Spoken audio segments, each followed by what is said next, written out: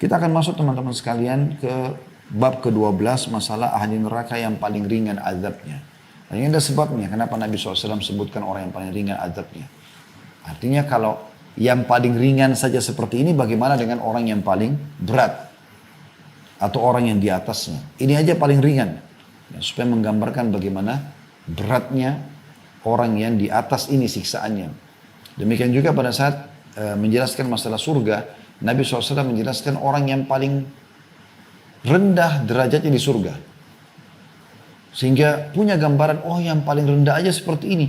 Bagaimana dengan orang yang tertinggi derajatnya atau di atas daripada itu.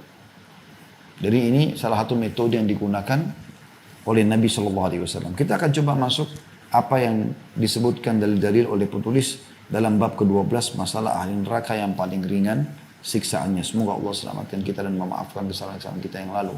Insya Allah. Dan menjadikan kita jadi penghuni surga bukan penghuni neraka. Allahumma amin.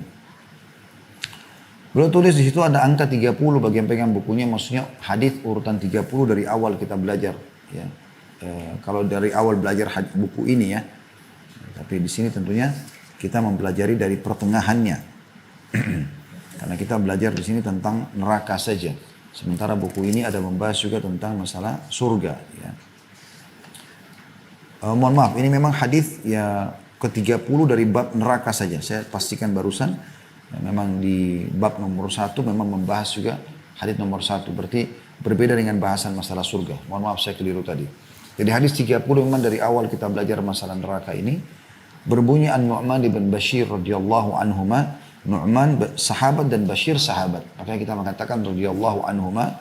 Beliau mengatakan aku mendengar Rasulullah sallallahu alaihi wasallam bersabda, "Inna ahwana ahlin nari adzaban yaumal qiyamati la rajulun tudau fi akhmasi qadamaihi jamrah yagli minha dimaguhu." Artinya, penghuni neraka yang paling ringan azabnya pada hari kiamat ialah gimana bentuknya? Seseorang yang pada telapak atau tengah telapak kakinya, ya, tengah telapak kaki kita yang agak cekung, itu ditaruh, ya, diletakkan sebuah barah yang mendidihkan otaknya. Jadi kita bisa bayangkan teman-teman sekalian seperti apa bara ini.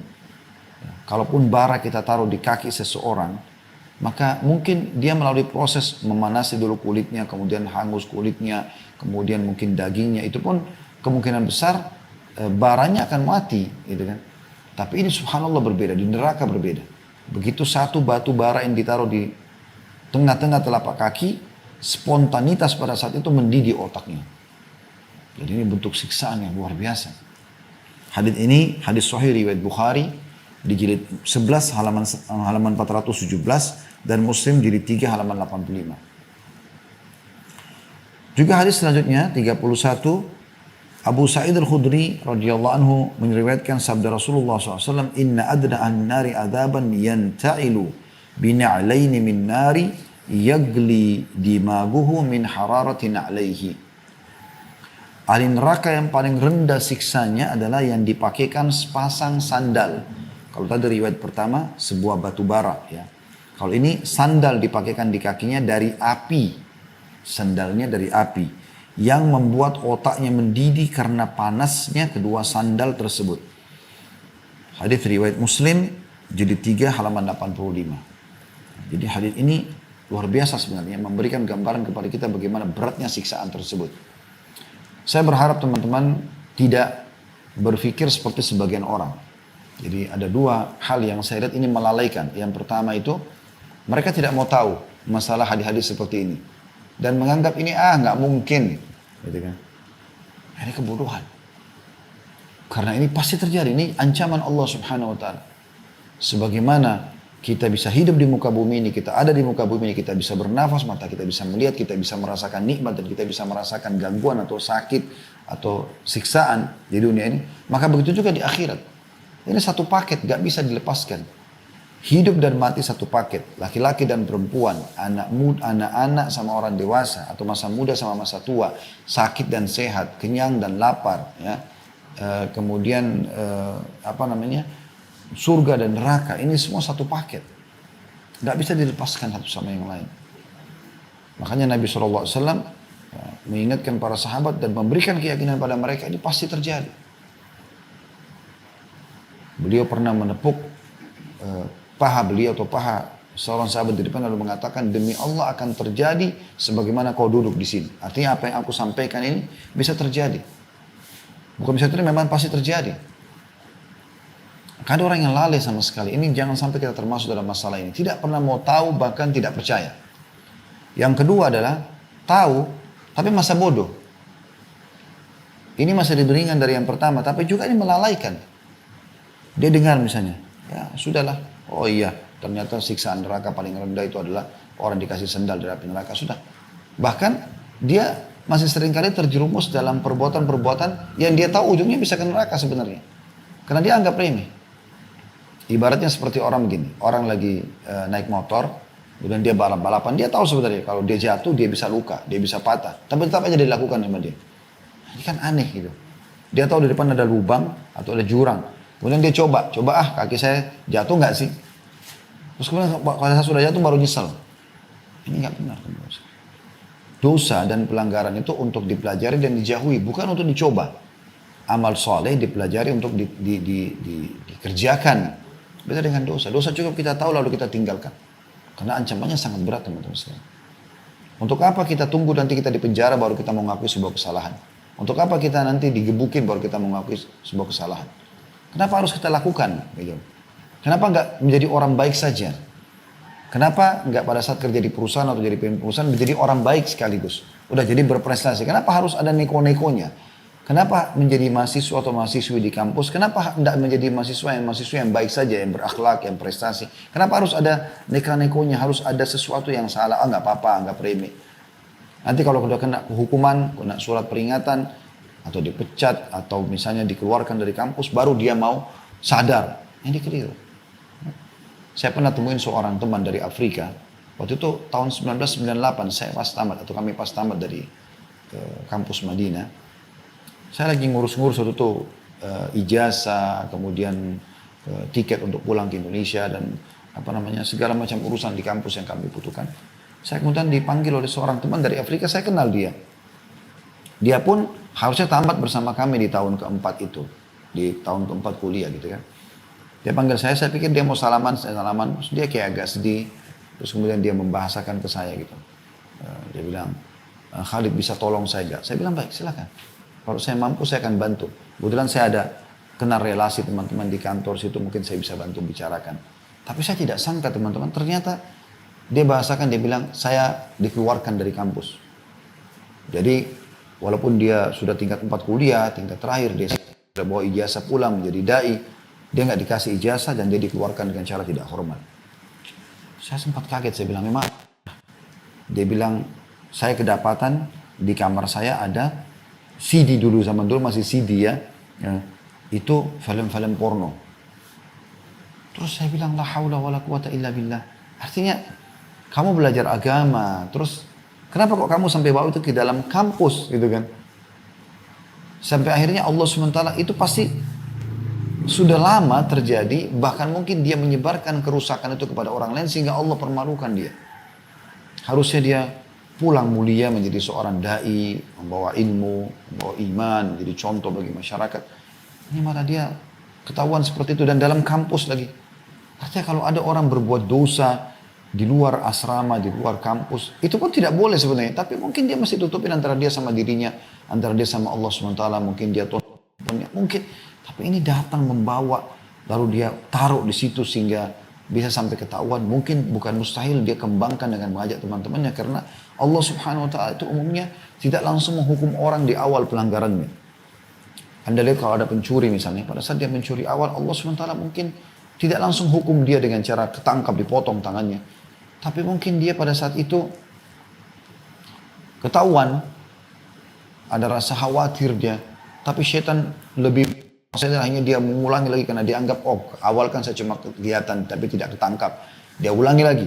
Dan dia ulangi maka Allah buat dia ketangkap tapi mungkin bisa lolos. Tapi karena dia ulangi lagi maka Allah buat dia digebukin oleh masyarakat atau dihukum secara pemerintah setempat. Sebenarnya peringatan Allah itu sudah datang sebelum-sebelumnya. Makanya teman-teman rasa takut pada saat mau berbuat dosa, rasa khawatir ketahuan. Atau misalnya rasa penyesalan setelah melakukan pun, supaya kita kembali kepada Allah SWT. Dan jangan terus-menerus dalam perbuatan yang sama gitu ya. Karena siksaan-siksaan seperti ini teman-teman, saya tidak luangkan waktu di sini, ya, meninggalkan keluarga saya duduk untuk ngisi materi. Mungkin teman-teman kameramen pun menyiapkan ini meluangkan waktu sebagai jam kerja. Mungkin teman-teman juga di Japnas lagi sibuk pada bisnisnya pada bisnis masing-masing. Mungkin ada lagi di jalan, mungkin ada lagi di kantor. Mungkin teman-teman yang ikut di masjid juga lagi pada waktu-waktu ini, waktu-waktu orang lagi pulang kantor, lagi bekerja, lagi mau bersih-bersih, tapi kita bisa luangkan waktu untuk belajar. Ini semua teman-teman bukan hanya untuk berdongeng di sini, hanya untuk sekedar, oh ini testimoni, tes doang, enak gak sih ikut pengajian ini, atau seremoni meramaikan, bukan itu teman-teman. Tidak usah lihat saya menyampaikan, tapi apa yang disampaikan. Saya pun mengambil pelajaran dari apa yang saya sampaikan ini teman-teman sekalian. Tapi setiap peringatan datang dari Allah SWT, Allah mudahkan dari lisan seseorang. Mungkin orang itu seorang ustadz atau ustadzah atau mungkin seorang teman kita, bahkan mungkin kadang-kadang dari anak kita keluar peringatan tersebut atau mungkin dari pasangan kita. Kita tinggal lihat apakah yang disampaikan benar atau salah. Kalau benar maka kita terima. Seperti itulah. Jadi ini jangan hanya lewat begitu saja dalilnya, sayang sekali. Betul teman-teman, kalau kita bayangkan sendal dari api, kemudian kita dipaksa pakai, mau nggak mau kita nggak bisa, karena di neraka itu orang nggak bisa punya pilihan, harus ikut. Dibelenggu, ya, lehernya dibelenggu, kemudian kakinya dibelenggu. Lalu apapun yang akan datang sisa badannya dia tidak bisa nolak. Kita sudah jelaskan di makanan dan minuman ahli neraka bagaimana mereka dipaksa minum darah dan nanah, air mendidih. Mereka nggak bisa nolak, mulut mereka terbuka sendiri, dituangkan. Beratnya itu teman-teman. Kalau paksa di dunia, kita masih bisa nolak segala macam walaupun mungkin sampai kita dipaksa lama baru bisa. Di neraka nggak begitu, mulutnya terbuka sendiri, uang mau nggak mau adab tersebut sama dengan digunakan dua sandal dari api neraka ini. Mau nggak mau tak itu langsung mendidih otaknya. Ini bukan main-main teman-teman. Anda pernah rasakan demam, Anda pernah rasakan meriang, itu masih sebagian kecil dibandingkan apa yang sedang dibahas ini. Otaknya mendidih, tapi dalam kondisi tidak mati teman-teman sekalian. Makanya Allah Subhanahu wa taala menjelaskan dalam Al-Qur'an, la yadzuqunal mauta illa mautatal ula. Mereka tidak akan merasakan kematian kecuali kematian yang satu saja. Dan ahli neraka, yang pada saat kita meninggalkan dunia menuju ke alam barzah ya. Dan ahli neraka itu teman-teman berharap mereka bisa mati di neraka, tapi tidak bisa. Mereka berharap dan Allah kekalkan dalam firman-Nya tentang perkataan mereka. Ya laitaha kanatil qadiyah. Mereka berharap mati itu yang pertama di dunia sudah cukup, tidak ada pembangkitan lagi. Tapi ternyata nggak seperti itu. Justru kematian pintu yang akan menuju kepada kehidupan abadi. Apakah nikmat di surga dan semoga kita termasuk insya Allah dalamnya, atau neraka yang abadi bagi orang kafir, musyrik, dan orang munafik selamanya dalam siksaan. Ini luar biasa. Di penjara saja teman-teman sekalian, penjara dunia, orang masuk dalam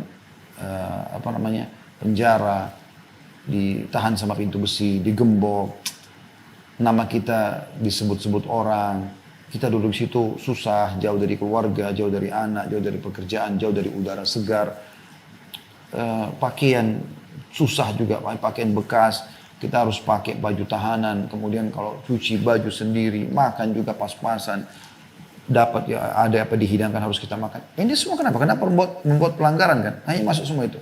Itu saya begitu. Di akhirat lebih berat daripada itu loh teman-teman sekalian. Kalau dunia saja Anda harus engah, cerdas. Oh penjara nggak enak loh. Supaya jangan masuk ke sana dan jangan buat perbuatan yang bisa mengarah ke sana. Selesai. Apalagi neraka yang lebih berat daripada itu. Jadi nggak perlu. Kecuali saya pernah bahasakan teman-teman, orang beriman ini, orang soleh ini susah hidupnya. Jadi diberikan hawa nafsu makan tapi nggak boleh makan daging, nggak boleh makan yang manis-manis, nggak boleh semua. Pokoknya orang beriman harus mati kelaparan. Mungkin Anda wajar tidak jadi orang beriman. Enggak kok disuruh boleh makan, tapi yang penting halal. Dan semua yang halal nikmati, banyak makanan halal, yang haram sedikit kok. Kan begitu. Kita diberikan hawa nafsu biologis karena dengan itu populasi manusia ada. Tapi Allah kan kasih kita menikah. Silahkan mau punya keturunan banyak, pahalanya banyak, biologis berulang-ulang, pahalanya banyak. Terus zinanya gitu kan. Semua teman-teman sekalian adalah jelas gambarnya dalam syariat kita dan harusnya kita ikuti. Tentu kita mohon kepada Allah SWT kalau ada yang pernah melakukannya di masa lalu, Allah maafkan. Kita selalu saling mendoakan agar Allah SWT maafkan, bersihkan dan Allah ganti dosa kita menjadi pahala. Sehingga mulai detik ini ke depannya kita menjadi orang lebih baik dari sebelumnya. Dan jangan sekali lagi dianggap remeh hal-hal yang seperti ini teman-teman sekalian. Hadis nomor 32 dari awal kita belajar di bab neraka ini. Selanjutnya adalah hadis Nu'man bin Bashir radhiyallahu anhu, beliau menuturkan, ahli neraka yang paling ringan azabnya adalah yang mendapatkan sepasang sandal dan 2 tali sandal terbuat dari api yang membuat otaknya mendidih sebagaimana periuk mendidih. Ia tidak melihat bahwa ada seorang pun yang lebih keras siksanya darinya, padahal sungguhnya ia adalah orang yang paling ringan azabnya. Hadis ini riwayat Muslim, jilid 3 halaman 86. Jadi ini penyampaian lebih rinci lagi dari sahabat Nabi yang mulia Nu'man bin Bashir radhiyallahu anhu. Dia dan ayahnya sahabat. Di sini lebih dirincikan bahwasanya yang diberikan adalah sandal. Dan zaman dulu tuh sandal itu terdiri dari kulit yang keras, ya, bagian bawah, kemudian sisanya itu dililit dengan tali sampai ke betis, ya. Makanya di sini dibahasakan sandal dan talinya, gitu kan. Sekarang kan sudah banyak sandal yang mungkin sepatu dan segala macam, ya. Atau kita bisa bahasakan sepatu sandal, bisa tunda. Itu semua tetap saja bisa bermakna yang sama. Artinya dia akan diberikan intinya alas kaki, yang alas kakinya itu akan membakar otaknya. Dan perhatikan di sini kata beliau, ya. Dan dia pada saat disiksa karena otaknya mendidih seperti periuk, ya. Panasnya dan sakitnya luar biasa, ya. Kita sakit kepala saja sudah luar biasa sakitnya, bagaimana dengan otak yang mendidih. Dan dia karena sakitnya di sini dikatakan dia mengira dirinya adalah orang ahli neraka yang paling berat siksanya, padahal itu yang paling ringan. Bagaimana orang yang level setelahnya mungkin ditempelkan, ya, lempengan-lempengan api di tubuhnya sehingga kulitnya disetrika seperti dalam ayat Al-Quran yang disebutkan, dahinya, punggungnya itu ditempelkan dengan lempengan-lempengan api yang panas. Ada sisi yang lain banyak sekali pukulan-pukulan yang menggunakan besi-besi, ya. Nanti akan ada banyak, setelah ini ada bab 13 tentang tingkatan-tingkatan azab. Memang akan ada tingkatan-tingkatan, level-levelnya diberikan sesuai dengan kadar perbuatan dan pelanggaran-pelanggaran mereka. Tapi ini yang paling ringan. Salah satu orang yang disiksa dengan pola ini adalah paman Nabi SAW sendiri, yaitu Abu Talib. Orang yang sempat didakwahi oleh Nabi SAW sekian tahun, tapi belum mau ikut ajaran beliau walaupun beliau membela Nabi SAW. Kemudian di akhir hidupnya tidak mau mengucapkan syahadat untuk masuk Islam. Dinukil oleh ponakan Abu Talib sendiri, Ibnu Abbas, Abdullah bin Abbas, radhiyallahu anhu, Abbas saudaranya Abu Talib, meriwayatkan sabda Rasulullah SAW, ahwanu ahli nari adzaban Abu Talibin, wa huwa munta'ilun bina'laini yagli minhuma dimagu. Ahli neraka yang paling ringan azabnya adalah Abu Talib, paman Nabi SAW. Ia dipakaikan sepasang sandal yang membuat otaknya mendidih. Hadis sahih riwayat Muslim, jilid 3 halaman 85. Dan ini menandakan teman-teman sekalian, walaupun orang punya hubungan kekerabatan dengan Nabi SAW, kalau dia tidak beriman kepada Allah, maka tidak akan bermanfaat hal tersebut. Makanya Nabi SAW pernah naik ke Bukit Abi Kubais, kemudian mendakwahi orang-orang Quraisy, mendakwahi mereka baik yang punya hubungan kekerabatan jauh ataupun dekat. Beliau panggil mereka, wahai Bani Adi, ya. Wahai dipanggil wahai Bani Hashim, wahai Bani Muttalib. Kemudian beliau memanggil wahai Fatimah. Jadi yang umum juga dipanggil, yang terdekat juga dipanggil. Untuk selamatkan kalian dari api neraka. Karena aku tidak bisa menolong kalian. Aku hanya menyambung hubungan dengan kalian yang telah Allah bukakan manusia kekerabatan. Kalau kalian tidak beramal, maka tidak akan pernah bisa aku menolongnya. Jadi harus hati-hati teman-teman sekalian. Kalau ada keturunan Nabi SAW yang menjaga ibadahnya kepada Allah, tentu lebih mulia di sisi Allah SWT.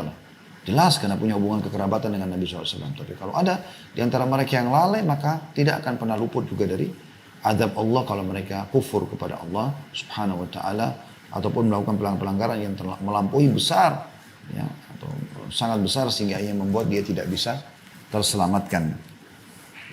Kita lanjutkan dengan bab ke-13, masalah tingkatan-tingkatan azab. Seperti apa sih Allah SWT menggambarkan tentang adanya beberapa tingkatan siksaan. Penulis mengangkat dalil pertama surah Shad ayat 61. Yang berbunyi, a'udzubillahi minasyaitonirrajim. Qalu rabbana man qaddama lana hadza fajidhu 'adzaban dhi'fan fin nar. Mereka berkata lagi, ya Rob kami, barang siapa yang menjerumuskan kami ke dalam adab ini, maka tambahkanlah adab kepadanya dengan berlipat ganda di dalam neraka. Ya. Jadi di sini bagaimana Allah Subhanahu Wa Taala menggambarkan akan ada orang-orang yang masuk neraka, kemudian mereka merasa ada dulu yang menyebabkan mereka sesat, yang mengajak mereka ke diskotik, ke bar, ke pelanggaran-pelanggaran agama, transaksi ribawi, manipulasi data, segala macam, menggibah, memfitnah orang lain. Dia durhaka sama orang tua lah, apalah segala macam pelanggaran agama yang dilakukan.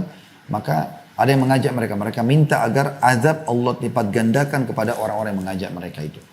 Nah, ini menandakan berarti akan ada level-level perbedaan ya. Lebih dijelaskan dalam hadis Nabi SAW. Ada angka 34 artinya hadis urutan 34 dari awal kita belajar masalah neraka ini. Semoga Allah selamatkan kita. Bunyinya dari Samurah bin Jundab radhiyallahu anhu meriwayatkan sabda Nabi SAW. Minhum man ta'khuduhu an-naru ila ka'baihi. Wa minhum man ta'khuduhu an-naru ila rukbataihi. Wa minhum man ta'khuduhu an-naru ila hujzatihi. Wa minhum man ta'khuduhu ila unukihi. Wa minhum man ta'khuduhu an-naru ila tarquwatihi. Antara mereka ada yang direnggut api hingga kedua mata kakinya. Ada yang direnggut api hingga lututnya. Ada yang direnggut api hingga pusarnya. Ada yang direnggut api hingga lehernya. Dan ada pula direnggut api hingga kerongkongannya. Hadis riwayat Muslim jadi 7 halaman 180. Dan ini hadis yang diangkat oleh beliau sebuah hadis yang menjelaskan tentang adanya tingkatan-tingkatan siksaan tergantung kadar pelanggaran dia. Ada yang cuma sampai mata kakinya, tapi itu pun sudah sakit karena terbakar dan membuat dirinya semua kena siksaan. Ada yang lebih tinggi daripada itu sampai ke lututnya, ada yang sampai ke kerongkongannya ya. Ini pusarnya, ada yang sampai kerongkongannya lebih tinggi lagi, makanya lebih tersiksa. Wa na'udzubillah. Intinya teman-teman, siksaan yang paling ringan pun sudah sangat berat buat kita, apalagi kalau sampai siksaannya sampai ke seluruh tubuh. Dan ingat ya, di neraka nggak ada kematian. Sehingga seseorang disiksa merasakan sakitnya siksaan tersebut sementara disiksa. Dan setelah itu Allah utuhkan lagi. Proses pengutuhan ini pun ada siksaannya. Jadi nggak ada berarti, oh dia hangus nih. Kemudian Allah utuhkan lagi berarti dia sempat istirahat sejenak. Nggak ada istirahatnya.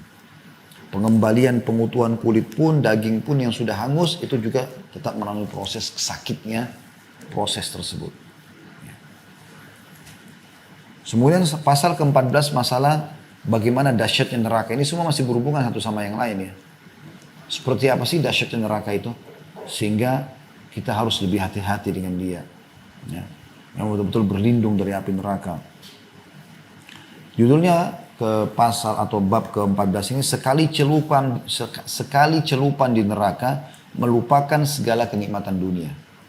Semua yang pernah Anda rasakan di dunia, makanan enak, minuman enak, pakaian, biologis, apalah semua kenikmatan udara yang sejuk, semuanya itu. Walaupun sudah puluhan tahun Anda rasakan akan hilang hanya dengan sekali celupan di neraka lalu dikeluarkan. Begitu dahsyatnya siksaan di neraka.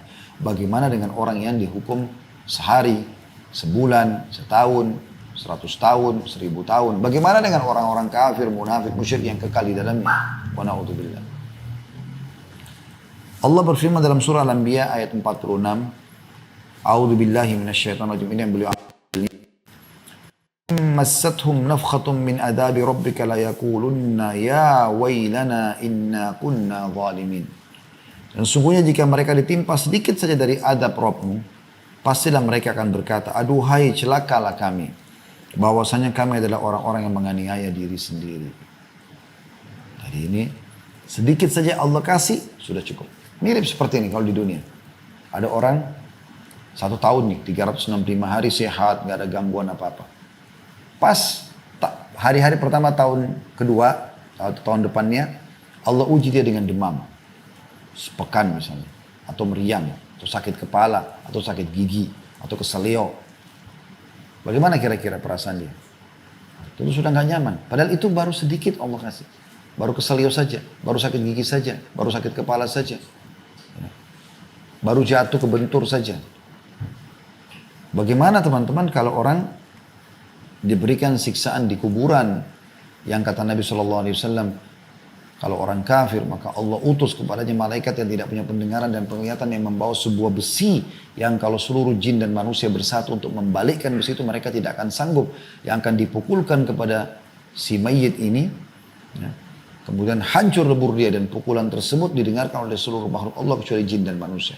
Riwayat lain, kalau mereka mendengarkan pukulan tersebut mereka akan meninggal seketika. Saking dahsyatnya pukulan itu. Nah, itu bukan cuma sekali, diutuhkan lagi, dipukul lagi. Hancur, diutuhkan lagi, dipukul lagi, sampai hari kebangkitan. Kalau Anda 1000 tahun dalam kuburan, bukankah sekarang ada orang yang sampai 1000 tahun sudah di kuburan, ada yang sudah 2000 tahun, sekian tahun meninggal dunia. Bagaimana mereka? Terus siksanya luar biasa.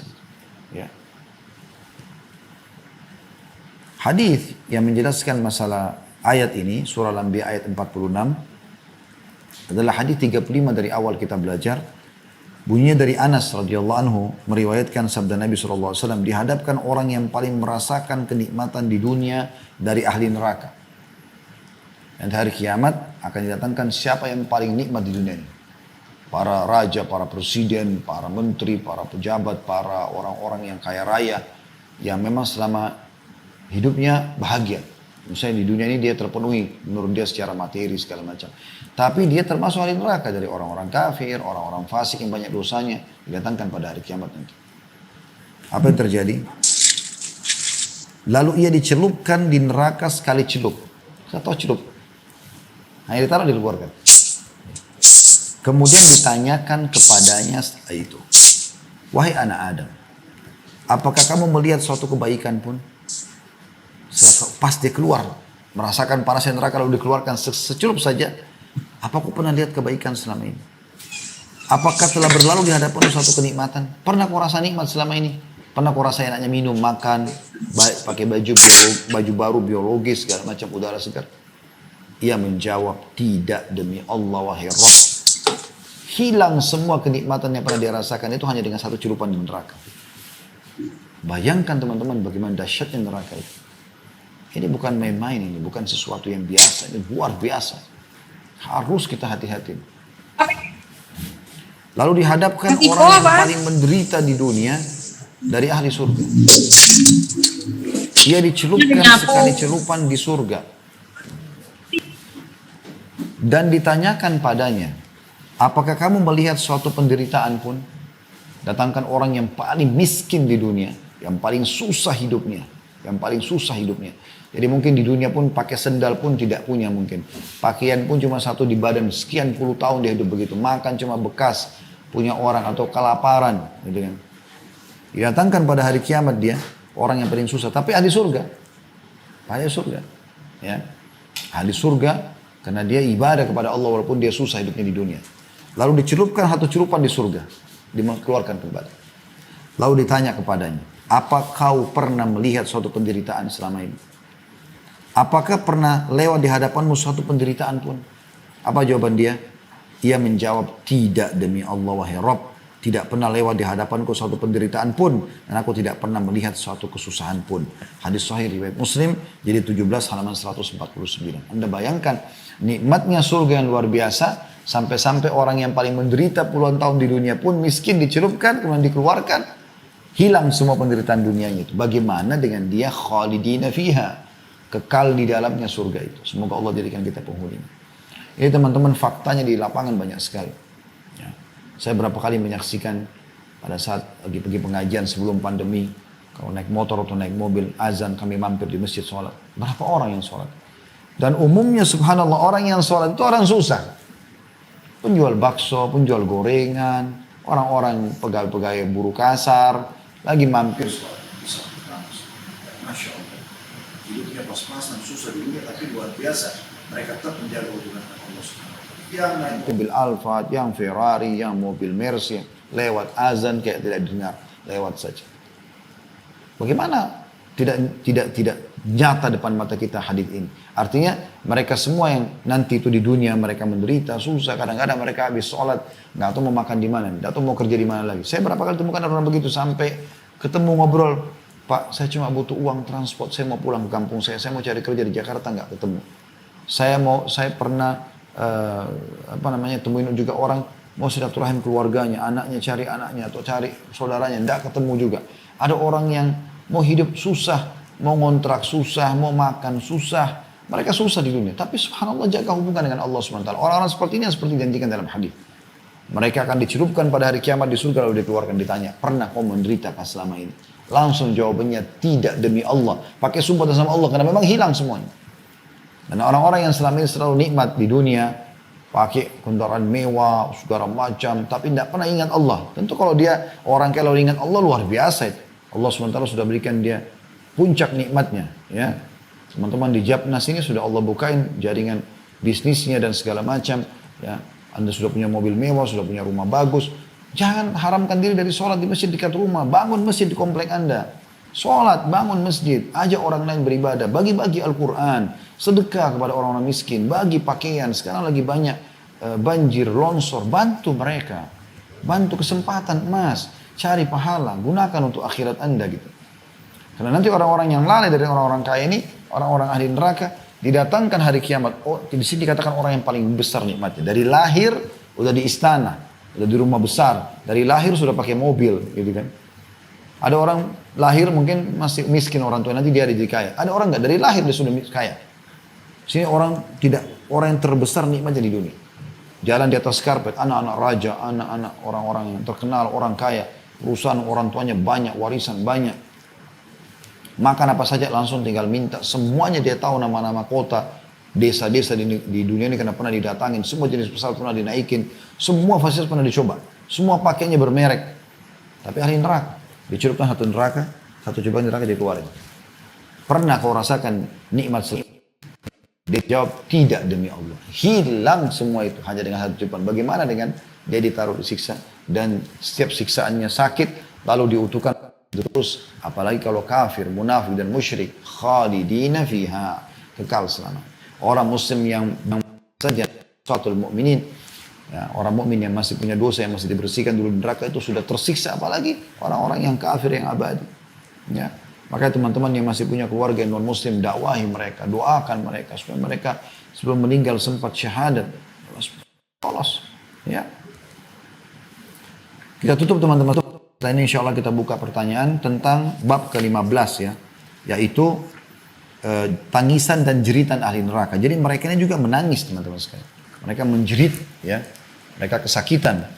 Dan karena di buku kita ini tidak disebutkan, tidak ditulis ayat Al-Qur'annya, kita akan coba buka di surah Fatir ayat 36 sampai 37. A'udzubillahi minasyaitonirrajim, bunyinya walladzina kafaru lahum naru jahannam la yuqda alaihim fayamutu wa la yukhaffafu anhum min azabiha kadzalika najzi kulla kafur. Tolong teman-teman buka aplikasi Al-Qur'annya, ikutin, tadabburi ayat ini. Perhatikan apa firman Allah turun dari 1400 tahun yang lalu dan akan kekal ditelawakan orang beriman dan pasti benar sampai hari kiamat nanti. Allah berfirman surah Fatir, surah 35 ayat 36. Terjemahannya, dan orang-orang kafir bagi mereka neraka jahanam, mereka tidak dibinasakan sehingga mereka mati dan tidak pula diringankan dari mereka azabnya. Jadi mereka tidak akan pernah mati selamanya dalam siksaan tersebut. Tidak kenal waktu. Kalau kita di dunia, waktu dunia pagi, siang, sore, malam, semua siksaan. Semuanya azab. Tidak akan pernah dia lihat nikmat sedikit pun. Wa na'udzubillah. Jadi mereka tidak binasa, karena orang mati kan kalau orang digebukin, sakit. Pada saat dia mati, orang sudah tinggalkan, karena orang tahu tidak akan rasa sakit. Tapi ini nggak ada. Dan tidak akan pernah diringankan dari mereka azabnya, walaupun sesaat aja enggak. Sedetik aja enggak, siksa terus. Demikianlah kami membalas setiap orang yang sangat kafir. Sampai padanya ayat-ayat Al-Quran, didakwai tentang Islam, malah ikut-ikutan menyerang Islam, membenci kaum muslimin. La hawla wa la quwata illa billah. Perhatikan ayat 37-nya apa yang Allah katakan. Mereka menyesal, mereka akan nangis-nangis. Dan tangisan ini bukan tangisan biasa teman-teman. Anda pernah lihat orang yang nangis terisak-isak? Sehingga mereka itu kayak orang yang, kayak kita sendiri prihatin ke dia. Ini lebih dahsyat daripada itu. Anda akan saksikan di neraka atau di gambarannya sih, mudah-mudahan kita tidak menyaksikan itu ya. Jadi di sana tuh sampai keluar darah pengganti daripada air mata mereka. Perhatikan, kita akan baca nanti tafsirnya dari dalam hadis Fatir ayat 36, tapi kita baca dulu ayat 37-nya ya. Bunyinya wahum yastarikhuna fiha rabbana Rabbana akhrijna na'mal salihan ghairal ladzi kunna na'mal. Awalam nu'ammirkum ma yatadhakkaru fi man tadhakkara wa ja'akumun nadhir fadhuku fama lidh-dhalimina min nasir. Dan mereka berteriak-teriak di neraka itu. Sambil mereka berkata, ya Tuhan kami, Allah sudah kasih bocorannya teman-teman sekalian. Anda dengar dengan telinga Anda pada kesempatan ini. Anda bisa renungi dengan hati Anda dan hati-hati. Allah sudah sampaikan, jangan lihat saya menyampaikan. Tapi bagaimana Allah sampaikan kepada Anda dengan hikmahnya dan takdirnya pada sore ini kepada Anda. Perhatikan. Dan mereka berteriak, jangan menjadi mereka ini. Di dalam neraka itu sambil mereka mengatakan, ya Tuhan kami, keluarkanlah kami. Niscaya kami akan mengerjakan amal saleh berlainan dengan yang telah kami kerjakan. Mereka berharap kembali ke dunia, bukan lagi kembali ke restoran favoritnya, ke negara yang dia senang untuk safar ke sana, kumpul sama pasangannya kah, makan sama anak-anak kah, baju baru kah, enggak ada. Meeting bisnis kah, proyek yang sekian miliar, enggak ada. Berharap kembali ke dunia, zikir, doa, baca Quran, sedekah, bakti sama orang tua, sholat malam, sholat 5 waktu, tutup aurat, mencari rezeki halal. Itu yang mereka harapkan, kerja amal saleh. Keluarkan kami dari neraka ini ya Rabb. Kami hanya mau itu saja. Kami mau beramal saleh. Yang kami tinggalkan dulu. Dan apakah kata Allah, kami tidak memanjangkan umurmu. Bukankah kami sudah memanjangkan umur, kasih kau umur 50 tahun, 60 tahun. Dalam masa yang cukup untuk berfikir bagi orang yang mau berfikir. Satu hari kita punya 24 jam. Teman-teman kalau pas lagi gak ada kegiatan di rumah. Satu hari full gak ada kegiatan di rumah. Duduk santai saja. Bukan kita rasa waktu lama. Lama, Allah sudah kasih umur. Detik-detik itu bisa kita gunakan beribadah. Bisa kita gunakan bertobat dari kesalahan kita. Bisa kita tutupin apa yang telah lalu kita lakukan. Itu hikmah Allah SWT luar biasa. Taubat. Kata Nabi SAW, at-taubat tajubu ma qablah. Taubat bisa menghapus semua kesalahan yang lalu. Berapa detik itu Anda bisa lakukan? Anda bisa maksimalkan. Allah mengatakan, kami sudah kasih kau umur yang cukup. Cukup. Sehari aja cukup. Apalagi sampai tahunan. Apalagi sampai puluhan tahun. Apalagi orang diberikan sampai ratusan tahun. Kata Allah, bukankah kami telah memanjangkan umurmu dalam masa yang cukup untuk berfikir bagi orang yang mau berfikir? Dan apakah tidak datang kepadamu pemberi peringatan? Belum pernah kau dengar ceramah? Belum pernah kau lihat orang Islam beribadah? Belum pernah kau lihat tetanggamu, saudaramu, pasanganmu? Belum pernah kau dengar peringatan? Ya. Sebagian ulama menafsirkan makna nadhir di sini peringatan adalah uban. Ada yang mengatakan demam atau segala macam penyakit. Siapa dari kita teman-teman yang belum beruban? Kalau sudah di atas 35 tahun, 40 tahun, biasa uban ada muncul. Mungkin ada yang sedikit, ada yang banyak. Peringatan itu kata ulama. Ini masuk dalam ayat. Bukan sudah datang peringatan. Bukankah sudah bertambah umur kita? Bukankah sudah lahirnya anak-anak kita teman-teman? Itu adalah tanda-tanda kematian kita. Karena sudah ada generasi yang akan menggantikan kita. Sebagaimana dulu kita waktu kecil, juga sama peringatan bagi orang tua kita. Terus begitu ini kita akan meninggal dunia. Sehebat apapun Anda menjaga kesehatan, menjaga olahraga, menjaga makanan sehat, kalau saatnya mati pada satu dan semua ada pertanggungjawabannya. Allah mengatakan, bukan sudah datang peringatan padamu. Ya. Maka rasakanlah azab kami dan tidak ada bagi orang-orang yang zalim seorang penolong pun. Ya. Saksi bahasan kita, yastarikhuna fiha. Artinya mereka teriak-teriak di neraka itu. Baik. Kita dengarkan teman-teman penyampaian yang lain ya, yang Allah sebutkan dalam surah Hud 106. Ini juga sama, tidak ditulis ayatnya. Kita bisa lihat dalam Al-Quran di aplikasi kita masing-masing.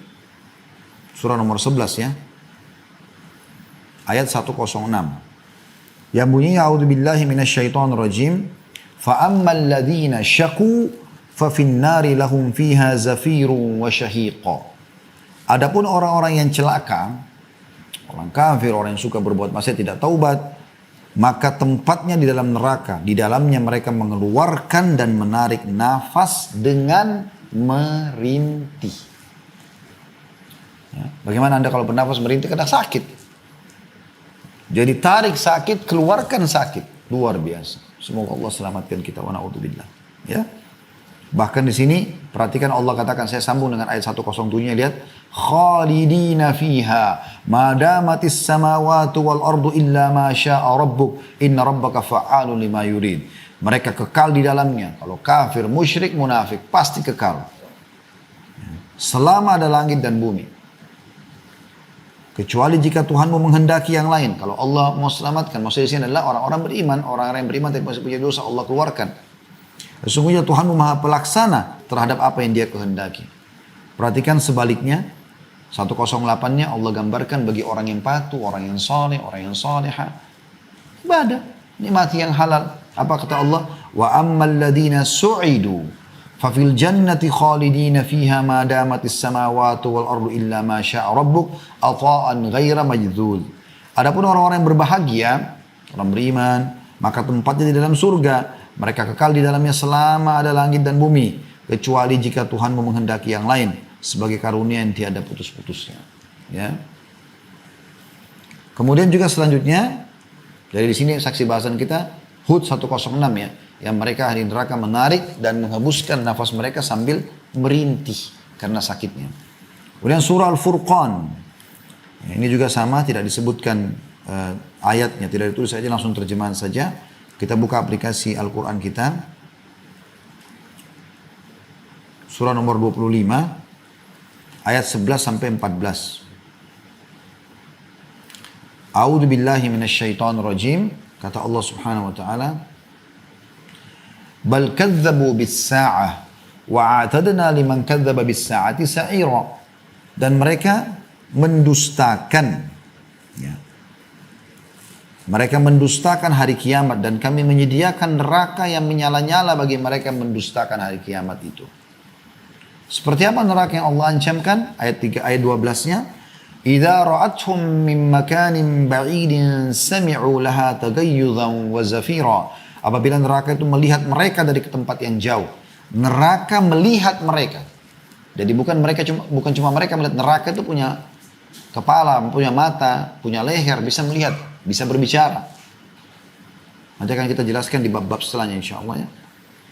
Jika neraka melihat mereka dari jarak jauh, maka mereka mendengar kegeramannya dan suara nyalahnya. Meletup-letup. Neraka itu makhluk Allah yang bergerak. Makanya dikatakan dalam hadis neraka akan ditarik oleh 70.000 malaikat. Akan diikat dengan 70.000 rantai. Di setiap rantai ada 70.000 malaikat yang menariknya. Jadi 4,9 miliar malaikat menarik neraka itu bergerak. Api yang luar biasa, bukan seperti penjara kita yang cuma 1 hektar, 2 hektar, ini bangunan raksasa yang sangat besar. Lebih dari setengah penduduk bumi sekarang menarik satu bangunan. Bagaimana besarnya itu? Kemudian ayat 13-nya Allah mengatakan wa idza ulqu minha makanan dayyikan muqarranina da'u hunalika thubura. Maka apabila mereka dilemparkan ke dalam tempat yang sempit di neraka itu dengan dibelenggu, ingat tadi belenggu ya. Dan mereka diikat, mereka tidak bisa leluasa buat berbuat apa-apa. Leher, kedua tangan, kedua kaki, lalu mereka di sana mengharapkan kebinasaan. Mereka berharap mati pada saat itu. Karena siksanya yang luar biasa. Lalu ayat 14-nya Allah mengatakan la tad'ul yawma thuburan wahidan wad'u thuburan katsira. Maka dikatakan pada mereka, jangan kalian berharap suatu kebinasaan, jangan cuma minta ya Allah matikan kami, jangan cuma itu saja, tapi berharaplah kebinasaan yang banyak karena tidak akan datang kepada kalian itu. Saya sambung sedikit dengan ayat 15 dan 16-nya supaya kita lihat perbandingannya dengan surga. Apa kata Allah sebaliknya kalau orang patuh? Hanya jadi orang baik teman-teman sekalian, jadi orang saleh dan salihah saja. Patuh pada Allah, nikmati yang halal. Kul, kata Allah, ayat 15-nya, kul, adzalika khairun am jannatul khuldi allati u'idal muttaqun kanat lahum jazaa'an wa masira. Katakan hai Muhammad kepada mereka, apakah azab yang demikian tadi itu lebih baik atau surga yang kekal yang telah dijanjikan kepada orang-orang yang bertakwa? Dia menjadi balasan, maksudnya surga. Surga menjadi balasan dan tempat kembali bagi mereka. Ayat 16-nya, lahum fiha ma yasha'una khalidin kana 'ala rabbika wa'dan mas'ula. Bagi mereka ahli surga itu di dalam surga apa yang mereka kehendaki, semua yang mereka minta dikasih. Sedangkan mereka kekal di dalamnya. Hal itu adalah janji dari Tuhanmu yang patut dimohonkan kepadanya. Ini luar biasa. Kita dengarkan teman-teman bagaimana hadis-hadis Nabi SAW menjabarkan tentang jeritan-jeritan dan tangisan ahli neraka ini. Hadis nomor 36 dari awal kita belajar, Abdullah bin Amr radhiyallahu anhu menuturkan ahli neraka memanggil malaikat, tapi mereka tidak memenuhi panggilan mereka selama 40 tahun. Jadi mereka panggil-panggil, wahai penjaga malaikat, ada Malik, ada nama-nama mereka, julukan mereka ya. Mereka panggil, minta tolong supaya dijawab. Ya. Mereka panggil malaikat penjaga neraka selama 40 tahun. Tapi malaikat tidak menjawab mereka. Dan malaikat mengatakan setelah 40 tahun disiksa, sesungguhnya kalian menetap di dalamnya. Percuma, nggak usah aja ngomong kami, kalian akan kekal di sini. Kemudian mereka memanggil Rabb mereka. Lalu mereka kembali memanggil Tuhan Allah Subhanahu Wa Taala. Tuhan yang Maha Pemurah pun akan murka pada mereka karena selama di dunia mereka kafir, sibuk dengan dukun-dukunnya, penyihir, ya, sibuk dengan dosa-dosanya, terus menerus dengan kekafirannya, dengan kemunafikannya, membenci kaum muslimin, terus. Maka mereka panggil Tuhan mereka. Allah gambarkan dalam Al-Quran dalam surah Al-Mu'minun 107. Mereka mengatakan, Rabbana akhrijna minha fa'in udna fa'inna zalimun. Wahai Tuhan kami, keluarkanlah kami darinya, dari api neraka. Dan kembalikan kami ke dunia. Maka jika kami kembali juga pada kekafiran, sesungguhnya kami adalah orang-orang zalim. Kami orang bodoh kalau kami kembali kepada kekafiran. Apa yang terjadi? Kata Nabi SAW, Dia Allah tidak menjawab mereka selama umurnya dunia. Dunia berapa miliar tahun? Kita tidak tahu. Karena Nabi Adam AS termasuk makhluk terakhir yang Allah turunkan di muka bumi. Sebelum kita sudah ada hewan-hewan, sudah ada tumbuh-tumbuhan, sudah ada air, sudah ada semuanya, sudah ada jin. Makanya waktu Nabi Adam diciptakan, iblis sudah ada kan? Sudah ada penghuni bumi ini. Allahu alam sudah berapa miliar tahun mereka hidup sebelumnya. Kita tidak tahu. Tapi Allah tidak menjawab seumur dunia itu. Tadi kalau malaikat cuma 40 tahun, itu pun sudah susahnya luar biasa. Setelah seumur dunia pun baru Allah menjawab. Apa yang Allah jawab? Surah Al-Mu'minun 108 lanjutannya. Qala khsa'u fiha wa la tukallimun. Tinggallah dengan hina di dalamnya dan jangan kamu berbicara dengan aku. La ilaha illallah. Sadar teman-teman, sadar. Jangan ditunda-tunda taubatnya. Kemudian kata Nabi SAW masih berlanjut hadisnya. Kemudian kaum itu berputus asa. Para penghuni neraka putus asa. Karena sudah tidak bisa lagi. Siapa lagi yang mereka mau panggil? Malaikat tidak mau mohon kepada Allah. Allah pun akhirnya menolak. Setelah sekian miliar tahun itu. Tidak menjawab mereka. Tidak ada yang bisa dilakukan kecuali mengeluarkan nafas. Dan menariknya dengan merintih. Suara mereka menyerupai suara keledai. Mula-mulanya mengeluarkan nafas dan akhirnya menarik dengan merintih. Hadis diriwayatkan At-Tabarani dan para perawinya semuanya hujjah dalam As-Sahih. Sebagaimana disebutkan Al-Mudhi dalam kitab Targhib di jilid 6 halaman 265. Artinya hadis ini hadis sahih. Ya. Bayangkan teman-teman, luar biasa ini.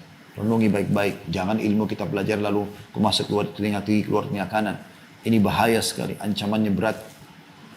Ya. Jadi orang baik, cari yang halal. Selalu yang halal, selalu yang baik, selalu perintah Allah. Sibuk dari amal soleh ke amal soleh yang lain.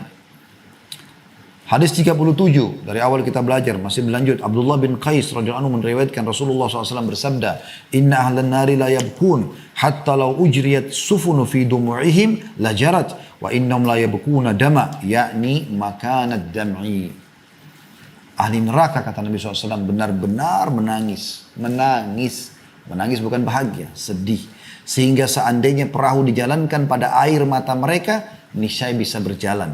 Sesungguhnya mereka menangis darah, yakni tempat keluarnya air mata. Hadis sahih diriwayatkan Hakim dan disetujui oleh Az-Zahabi dan disahihkan oleh Albani dalam silsilah hadis sahihah nomor 1679. Dan ini akhir bahasan kita pada sore ini teman-teman sekalian.